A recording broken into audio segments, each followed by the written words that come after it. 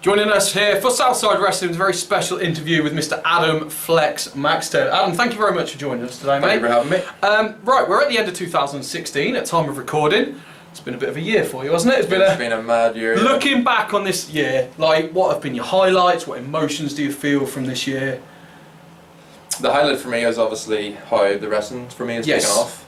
And obviously I was on a TV show, the most popular TV show of the year. And I used that as an opportunity that I knew that if I came across the right way on that show that I would be able to get the exposure that I needed. And as soon as I left the villa, there was emails, there was messages from promoters in wrestling that wanted me to be part of their shows, and now I'm getting the experience that I need in the ring, and I'm improving hopefully show by show.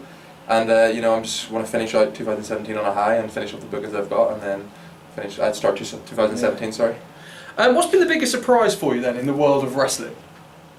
Because obviously, I mean, how long were you wrestling before Love Island as well, to start Before Love Island, it was probably about 8 months. Oh, wow. But only in Ireland, you know, we only had an opportunity to work maybe 2 or 3 times a month. Fantastic. So now I'm wrestling every weekend. So it's been, you know, it's just been a whirlwind this past sort of, I would say, 3 months. It's literally been every week.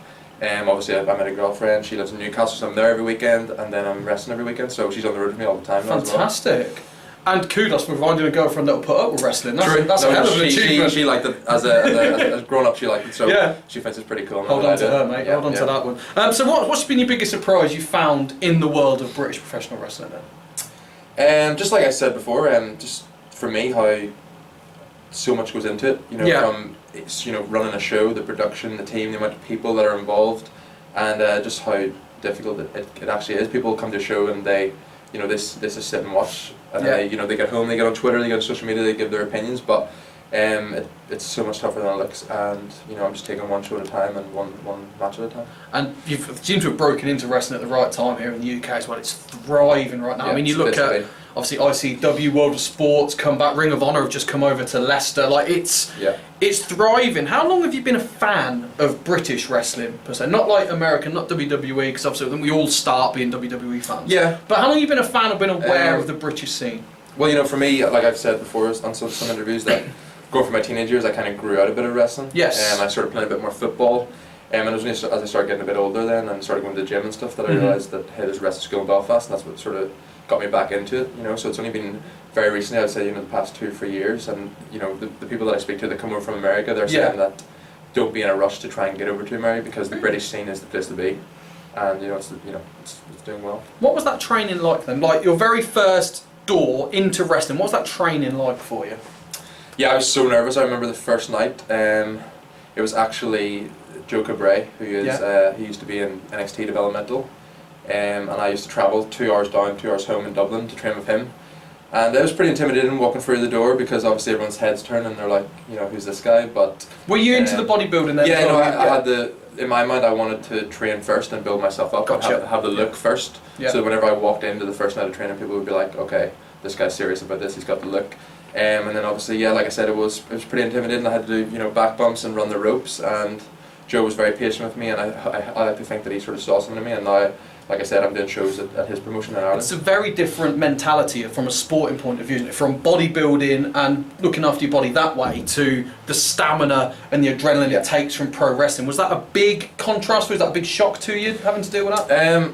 Yeah, but I mean, I've always trained, so I've always been fit. I think some people who started training when I started in Belfast, it was a shock to them. Just how difficult it is, the stamina, the cardio. And just the whole adrenaline and emotion that gets involved as well, because that tires you out as well. But luckily, I train myself 6 days a week to maintain my stamina. Well, you're personal trainer as well. Yeah. So, Excellent. What were your friends and family like then? Because obviously, when you get to that point, I think everyone in wrestling does it. Mum, dad, brother, sister. I want to be a professional wrestler. What reaction did you get from that conversation? Yeah, my mum, she was pretty supportive because she knew how serious I was about it. I don't just jump into things just for the fun of it. I don't just do things just as a hobby. I knew when I started this that this is what I wanted to do. And again, like I said, that's why I did start training until I sort of started building up my physique and stuff. And I don't have a lot of friends, to be honest. I kind of just keep my circle small. Yeah. But I mean, a couple of them laughed and they were like, "What, you want to try?" I was like, "Just you watch. I'll And now they're sort of realising, like, okay, you're out there and you're actually every week, and it's actually happening. So I've definitely changed their perception. A big part of your drawing power and your arrival is from Love Island. Now, Love Island isn't. If I could give anyone a list of shows that a wrestling fan would watch, Love Island is not one of them. No. Right? What's been the reaction from your standard wrestling fan to you being the Love Island guy? From a wrestling fan, I guess it's been pretty negative for the most parts, because they just think, oh, you're just some guy that went on TV and all of a sudden he thinks he's a wrestler, but a lot of them don't know that I actually was wrestling and training, for a good 8 to 12 months before that. So yeah, I mean, I don't really let the tweets and stuff get to me that much. I'm a very strong-minded guy, and I think in this day and age, if you don't have thick skin, then things are definitely going to get you, especially in this business as well. Yeah, that's what I've learned as well. Because I think, like I said, I put a post the other day. People have been very supportive of me recently, and all the locker rooms that I've been in, everyone hasn't sort of made me feel like an outsider. They've welcomed me with open arms, and I think that's because they can just see that I'm a nice guy, and I'm so passionate about the business and that wanted to do well. So I was going to ask you about that actually. Is it? Were you nervous about that? Because coming in being the reality TV guy that you are, were you nervous about walking into this locker room where you've got guys who've been doing this for 10 years, 15 years? Was there ever a point of like a nerves or fear? Yeah, I mean, and there still is at times. When I walk into a locker room and then you've got former WWE guys there as well, and there's me who's at my level. It's only been about a year, and I'm in there with people that've been doing it over 10 years. You're tagging with Bram at Southside, not too and again, I've got to pinch myself at moments like that. I'm like, okay, is this really happening? But again, I just use that as even more motivation to just keep my head screwed on and just take one match at a time. And I'm still training, 3 nights a week back home in Belfast to just keep, I haven't got complacent or thought that, okay, I'm wrestling every week now, I can just relax, or I'm in. Definitely not. I know I have so much more work to do, and I'm determined to do that. I'm sure you will. So Love Island then, how did that come about? I had been added on Facebook by someone, and they asked me to do Take Me Out. Okay, cool. And Marty Skrull, he did that. And I just sort of thought, there's been about so many series of that, I thought it was just getting a bit cheesy now, and again, you're only going to be on TV for one night. Yes. So I kind of turned that down, and then they said, okay, we'll keep you on our books in case someone else turns up. And then they added me and they said, would you be interested in applying for Love Island? So I applied for that. And they liked my, questionnaire that I filled in. They brought me to England, did an interview with both the executives, and they said, we'd love having a show. They didn't put me in for the original cast. They put me as one of the bombshells that would go in a bit later on to try and, spruce things up. But again, the nice guy that I am, I went into the villa and I didn't like any of the girls personally. One girl really liked me. Are you just saying that because your girlfriend's going to be watching this? But there was one girl in there called Zara, and she really did like me. And again, I could have been fake and just pretend to like her just to stay on a TV show, but for me it really wasn't that.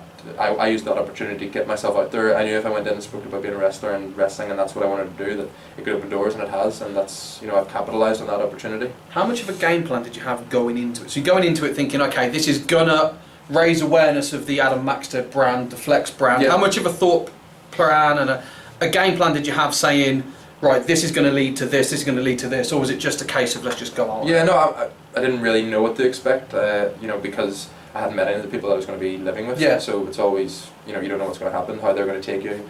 And luckily I was in there for a group of people that, they were really just chilled out, and they could see that I was a nice guy, I wasn't in there to cause any problems. And for me, I knew that if I came across the right way, portrayed myself the right way, was respectful. The producers told me after the show that I was the only one that didn't swear the whole time. Wow. I'm the only one that didn't do some sexual activities on the TV show, which everyone else did, because again, going in, I knew that if I did anything like that, that would jeopardize my future goals of, WWE or potential big promotions. WWE, Southside Wrestling, a lot of wrestling promotions are family friendly, so that would come back, and like things on social media are always going to come back and bite you, which leads to my next question about the McDonald's issue. Like, what happened there? In your words, what's the... In my words, right, so I had just been to the gym. Yes. We were actually wrestling that day, a show in Belfast, and we were waiting to get picked up, and we were sitting at McDonald's, and I was just like, I was having my protein shake, and I just said to Curtis, take a photo of me chilling at McDonald's with this protein shake, it'll be funny.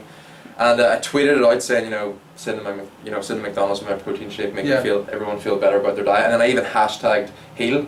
So it's obviously a wrestling term, but to the general public, they're not going to know that. They're going to think, oh, this guy's just disrespecting anyone that eats fast food. And within, like half an hour, negative comments. 25,000 people saw that. See, I don't even know those statistics because I saw how many negative comments there were, and I just didn't even read them because I was like, but yet people will watch Family Guy, they'll watch South Park, where they make fun of racism and they make fun of. So I was kind of like, how can you? Bit of a contradiction, but I wasn't going to start on a rant or start biting because again, I rose above it and I said some people saw it at the funny side, some people took offence, but then yeah, they're going to be hypocrites and watch and laugh at Family Guy and those sort of funny Simpsons programs that, you know, make fun of all the things that are happening in the world anyway. So it is what it is. And again, yeah, but you know, hopefully that hasn't jeopardized anything. I think it's, you know, being brushed aside, and again, I'm changing people's perceptions of what I'm doing now. I try to make a few funny videos of me in the gym bench pressing the McDonald's bag and stuff, just to make a bit of lightheartedness of it. But we'll see. I think another thing that people, certainly from Love Island, expect from you that we haven't really seen in the wrestling world is the metaphors. Yeah. Like, you got really quite known for the metaphor thing, and that's kind of dropped off. Again, is that an intentional thing? You've dropped it off to distance yourself from the reality TV to wrestling, or is it just disappeared? For me, I think, you know, the guys that were on the show with me, a lot of them are still kind of trying to find opportunities to keep themselves in the public eye, and you know, I mean, I was invited to an ITV gala just last week. Oh, right. And I just said, you know, kindly replied, just said, you know, I'm not interested in coming to that, because for me, again, I didn't go on that show to be a reality TV star. I didn't go on that show to have all the attention. I literally used it as an opportunity to get myself out there, to progress the wrestling with bookings, because I knew that there wasn't that many opportunities in Ireland apart from OTT, really. And now it obviously has paid off. But yeah, I didn't go in for the whole. It's that world of celebrity culture for being a celebrity's sake. Yeah. And again, you know, people come up to me and I don't see myself as a celebrity. I don't see myself like that. I'm just a humble guy that used an opportunity to get one step closer to what he wants to do, and you know, it's paid off. Which is working. And there's parallels between what you've done and The Miz. Obviously, The Miz's career started on reality TV, and he got hazed for anything coming in and being a TV guy in this world of sport. Is that something you've been aware of throughout your career? Yeah. But then you look at him now and how, for his heel work and stuff, it's unbelievable, and he's one of the top guys. So again, I just look at people like that, and you know, Mr. Spectacular from, you know, Jesse from TNA. He was on Big Brother. You know, again, he used the opportunity to get out there. So for me, it hasn't put me off or sort of felt that it could jeopardize me. I did think about before going on the show, you know, is this the right move? And for me, I just sat and thought that, you know, if I came across the right way, it would be. I think it certainly has been. When you look where we are now, like you're on posters and you're capitalising on it. So 2017 is just round the corner. What's the goals for 2017? What's the New Year's resolutions? Where do you want to be this time in next year? Me and you sit down again. Where do you want to be? For me, I just want to keep improving. Hopefully, I'll be booked even more in 2017 because you know, people are going to see how dedicated I am to this. And like I said, take one match at a time. I know I've got a long way to go. I have a lot I need to work on, but I think that's going to happen with time. Being in the ring, I'll become more comfortable. My matches will improve, and you know, hopefully I'll be having matches that people are talking about. Certainly, with people like Bram, you can't not learn from people like that. Like I've said, I really appreciate, you know, those kind of people saying, yeah, okay, I'll tag with this guy, or yeah, I'll work with this guy, because again, they could just say, you know, I'm not working with this reality TV guy, I'm not working with this guy, he hasn't been doing this long, he's great. Like, so again, I really appreciate those guys that give me the opportunity. Well, I'll also vouch for you as well, that as soon as you come backstage, it's like, can I have some feedback on what I've done? Can you help me out with this? I saw you talking to Bram about it, about ways you can improve and stuff like that. I'm certain that's the thing that carries on everywhere you go. And then, you know, again, I think that's a lot of people see that, and it's the word sort of spread that, you know, I don't walk in and think I'm a reality TV star. No. You should all know who I am. I've done a match, and that's it. You know, I'm here. I want to learn as much as I can and use every opportunity to learn. Excellent. Well, Adam Maxted, thank you very much for spending time anytime. And this is Southside's YouTube channel. If you like this, put a comment at the bottom of the thing, as we'll try and interview some more stars in 2017. Thank you.